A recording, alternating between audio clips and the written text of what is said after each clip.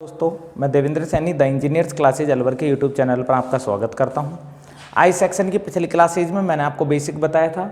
अब हम diploma Rajasthan diploma 2007 and 2015 में आए हुए क्वेश्चन के बारे में डिस्कशन करते हैं। ये बेटा, ये जो क्वेश्चन आता है, इस क्वेश्चन में आपको डायग्राम नहीं दिया होता, आपको डायग्राम बनाना होता है। पहली बात क्लियर है। जैसा कि मैं आपको बताता हूं कि कैसे डायग्राम बनाया जाता है। एक आई सेक्शन का सीजी ज्ञात करो। आई सेक्शन आप लोग जानते हो, इस तरह का कोई सेक्शन होगा। उपली फ्लैंज, ये जो होती है ना, इसे बोलते हैं फ्लैंज। इसे फ्लैंज नाम दिया जाता है, इसे वेब नाम दिया जाता है। अब आप कहोगे कि सर हमें कैसे पता चलेगा कौन सा वेब है कौन सा फ्लैंज है। तो प्यारे बच्चों, वेब और फ्लैंज ये जो सेक्शंस होते हैं, इनमें पहले से फिक्स होता है। इस आकृति को फ्लैंज कहते हैं। जो वर्टिकल होती है इसे बोलते हैं वेब। हॉरिजॉन्टल को नाम दिया जाता है flange. Clear. Diploma first year, diploma second year के अंदर सीजी के बहुत सारे क्वेश्चन आते हैं एंड बीटेक के अंदर भी ये क्वेश्चन आते हैं, जिसमें आपको इसे वेब इसे फ्लैंज मानना होता है। इट मीन्स वेब और फ्लैंज यही होते हैं। क्लियर है। चलो आगे बात करते हैं। ऊपरी फ्लैंज की माप दे दी 250 इंटू 20, जैसा कि मैंने डायग्राम में बनाया है। निचले की माप दे दी बेटा आपको 150 इंटू 25, जो मैंने नीचे बना दिया 150 एंड 25, यानी 150 और 25 mm। वेब की माप है 12.5 इंटू 200, 12.5 इंटू 200। तो ये मैंने इस तरह की डायमेंशंस बना दी।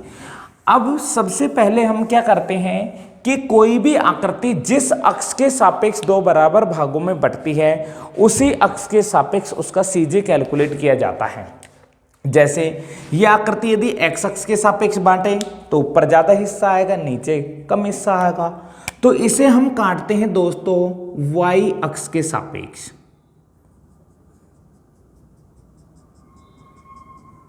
जब इस आकृति को हमने वाई अक्ष के सापेक्ष काटा तो ये दो बराबर भागों में बट गई। इसका मतलब ये है कि कहीं ना कहीं इसका जो सीजी है वो वाई अक्ष के किसी न किसी पॉइंट पर होगा। क्लियर है। वाई बार का आप फॉर्मूला जानते हो, a1y1 plus a2y2 plus a3y3, formula वही होता है। अब अपन देखते हैं कि इसमें आकृतियां कितनी बन रही है। आकृति 1, आकृति 2 एंड आकृति 3। क्लियर। पिछली आकृति भी यही थी, जस्ट अपोजिट थी इसकी। देखते हैं पहली आकृति के अंदर, देखें कि इसका क्षेत्रफल क्या आता है। तो इसका सॉल्यूशन करते हैं आकृति 1 में।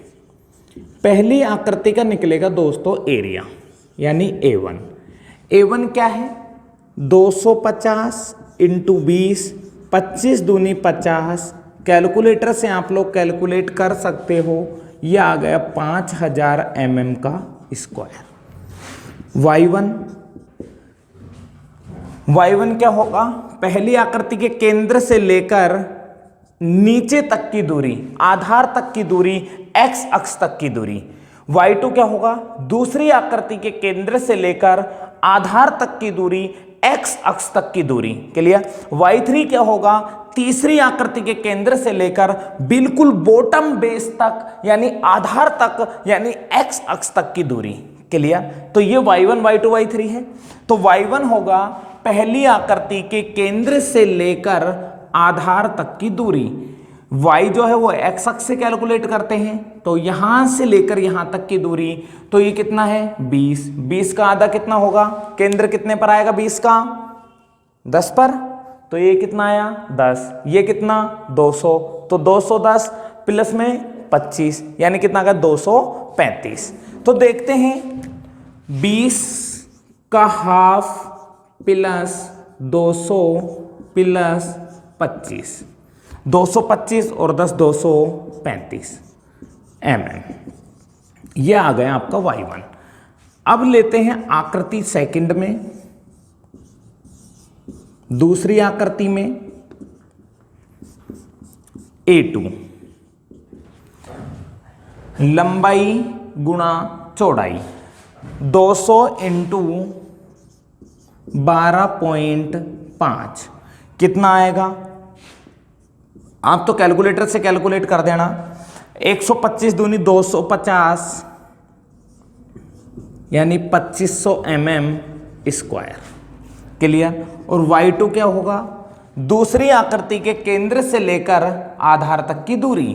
तो 200 का आधा कर दो, प्लस में जोड़ दो कितना 25, तो कितना आ गया 125 mm। क्लियर। y1 y2 आ गया, a1 a2 आ गया।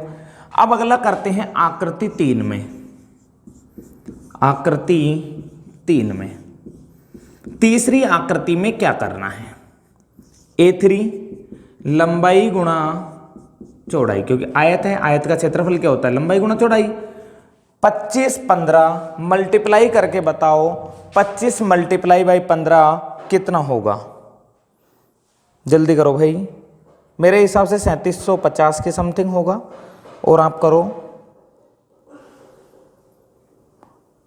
25 गुना 150 3750 3750 mm²।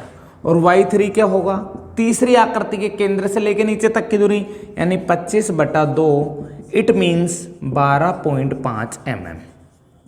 क्लियर। फॉर्मूला आप लोग जानते हो y बार का, a1 y1 plus a2 y2 plus a3 y3 upon में a1 plus a2 plus a3।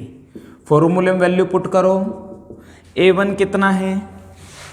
5000। y1 कितना है? 235। a2 कितना है? 2500। और y2 कितना है? 125 प्लस a3 कितना है? 3750। और y3 कितना है? 12.5 अपॉन में a1 a2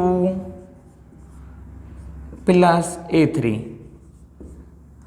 फास्ट आप लोग इसे कैलकुलेट करके बताएं, कमेंट सेक्शन में जल्दी से आएं, कैलकुलेटर उठाएं, इसका सॉल्यूशन करो भाई कितना आता है। कैलकुलेशन करो कितना आता है। मैं आपका इंतजार कर रहा हूं, आंसर बताएं।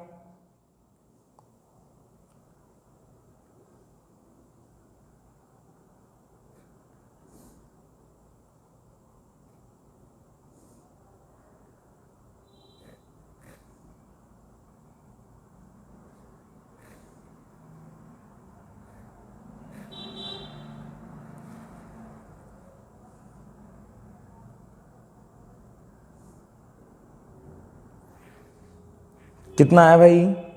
136.38। ओके।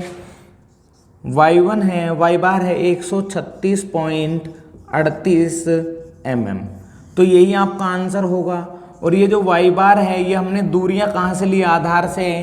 तो ये भी कहाँ से आएगा? आधार से। यहाँ से 25 और लगभग यहाँ से बीच में लेंगे इसका 100 125, तो लगभग इस जगह पर इसके केंद्र से थोड़ा ऊपर इसका CG आएगा, यानी 138 mm पर। ये होता है दोस्तों इसका मतलब, यानी y बार का मतलब होता है 138 पॉइंट समथिंग। तो बेस से 138 mm ऊपर 136 mm ऊपर जाते हैं, तो उस बिंदु से यदि इस आकृति को पकड़ें तो यह संतुलन अवस्था में आ जाती है, यानी इस बिंदु पर इसका टोटल वेट कार्य करता है, टोटल क्षेत्रफल कार्य करता है। क्लियर दोस्तों, आप लोग इसकी प्रैक्टिस करें और इसे उतारें। थैंक यू, धन्यवाद।